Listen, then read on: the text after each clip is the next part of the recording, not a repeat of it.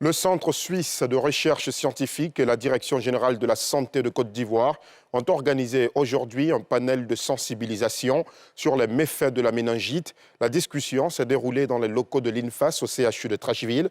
Elle se tient en prélude à la journée mondiale de lutte contre cette pathologie, journée qui est célébrée ce samedi 5 octobre. Les explications de Mardoché Kouassi et Tanguy Konan.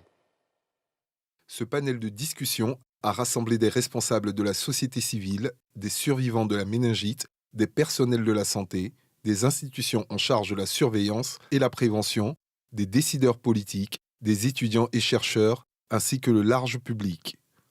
Il s'agit d'échanger ensemble sur les acquis de la Côte d'Ivoire dans la lutte contre la méningite et également sur les actions à mettre en place pour vaincre la méningite d'ici 2030. Cette pathologie qui peut toucher tout le monde avec des facteurs de risque pour certaines catégories de personnes. Avec une recherche et puis un travail en commun, on peut trouver des solutions durables comme cette maladie-là. La méningite peut toucher tout le monde.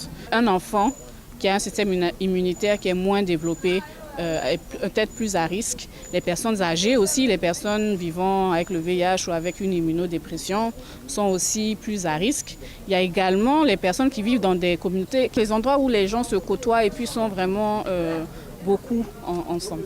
Chez l'enfant comme chez l'adulte et la personne du troisième âge, un certain nombre de signes peuvent interpeller la population sur la possible existence d'un cas de méningite.